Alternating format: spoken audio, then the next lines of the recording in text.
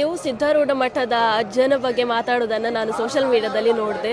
ಏನು ಹೇಳ್ತೀರಾ ಗುರುಗಳೇ? ನಮ್ಮ ಸಿದ್ಧಾರೂಢ ಅಜ್ಜ ಬಗ್ಗೆ ಹೇಳಲಿಕ್ಕೆ 1000 ಪದ ಅಲ್ಲಮ್ಮ, ಸಹಸ್ರ ಪದಗಳಿದ್ರೂ ಸಾಕಾಗೋದಿಲ್ಲ. ಸಿದ್ಧಾರೂಢರು ಅಂತಂದರೆ ನಮ್ಮ ಸಿದ್ಧಿಯ ಒಂದು ಮೂಲ. ಅದು ಅವರಿಂದ ನಾವು ಈ ಒಂದು ತತ್ವವನ್ನು ಅಳವಡಿಸ್ಕೊಂಡಂಥವ್ರು.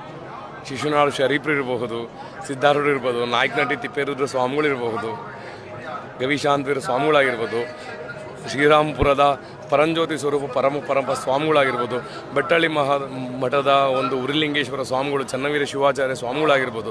ಇವರಿಂದ ನಾವು ಈ ಒಂದು ತತ್ವಗಳನ್ನು ಪಡೆದಂಥವ್ರು.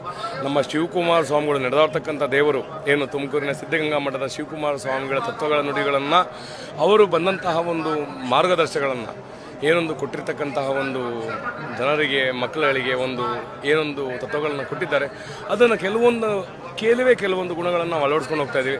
ಅದರಲ್ಲಿ ಸಿದ್ಧಾರೂಢರು ಅಂತ ಹೇಳಿದ್ರೆ ನಮ್ಮ ಜೀವ. ನಾವು ಹಾಡ್ತಕ್ಕಂಥ ಉಸಿರೇ ಸಿದ್ಧ, ಅವರ ಹೆಸರೇ ಆರೂಢ. ನಾವು ಹಾಡ್ತಕ್ಕಂಥದ್ದು, ನಾವು ತಿಂತಕ್ಕಂಥದ್ದು ಪ್ರತಿಯೊಂದು ಸಿದ್ಧಾರೂಢ.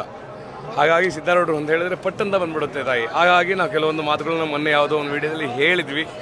ಏನೋ ಗೊತ್ತಿಲ್ಲ, ಜನ ಅದನ್ನು ಭಾಳ ಇಷ್ಟಪಟ್ಟರು ಅನ್ಕೋತೀವಿ. ನಮ್ಮ ಕರ್ನಾಡಿನ ಇದನ್ನು ಹೇಳ್ಕೊಳ್ಳೋಕೆ ನಮ್ಗೆ ಹೆಮ್ಮೆ ಆಗುತ್ತಲ್ವೇ, ಹಾಗಾಗಿ ಅದನ್ನು ಹೇಳಿದ್ವಿ ತಾಯಿ. ರಟ್ಟಿಹಳ್ಳಿಯ ಅಂತಕ್ಕಂತಹ ಒಂದು ಜಾಗದಲ್ಲಿ ಕಣಿವೆ ಸಿದ್ಧಗಿರಿ ಅಂತ ಇದೆ.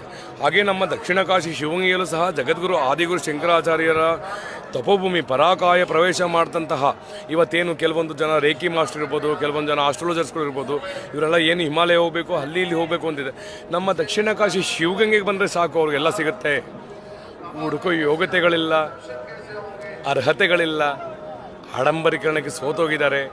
ಮೈ ತುಂಬ ಬಂಗಾರ 4-5 ಏನು ಬಂತು ತಾಯಿ? ಸಾಧನೆ ಇರಬೇಕು ಹೊರಗಡೆ. ಏನವ ಸಾಧನೆ ಇದ್ದರೆ ಗುರುತಿಸೋದಕ್ಕೆ ಮನುಷ್ಯನಿಗೆ ಜಾಸ್ತಿ ಹೊತ್ತು ಬೇಕಾಗೋದಿಲ್ಲ ಅಲ್ವೇ? ನಿಮ್ಮಲ್ಲಿ ನಾವು ಜಾಸ್ತಿ ಹೊತ್ತು ನೋಡುವಂಥ ಅವಶ್ಯಕತೆ ಇಲ್ಲ. ಕ್ಷಣದಲ್ಲೇ ಹೇಳಿದ್ವಿ, ಅಮ್ಮ ನಿಮ್ದು ಹೀಗೆ ಅಂತ. ಇದೇ ತತ್ವ ತಾಯಿ. ಸಾಧನೆ ಸಾಧಕನ ಸೊತ್ತು ಅಲ್ವೇ? ನಮ್ಮ ಆಡಂಬರೀಕರಣ ಡೋಂಗಿಯ ಸೊತ್ತು. ನಮ್ದು ಅದಿಲ್ಲ ತಾಯಿ. ಸಾಧನೆ ಸಿದ್ಧಾರೂಢ ಕೊಟ್ಟಿರ್ತಕ್ಕಂಥದ್ದು, ಅದರ ಮಾರ್ಗವಾಗಿ ನಾವು ನಡೀತಾ ಇದ್ದೀವಿ. ಸಿದ್ಧಾರೂಢ ಗುರುನಾಥಾರೂಢ ಮಹಾರಾಜಿಗೆ.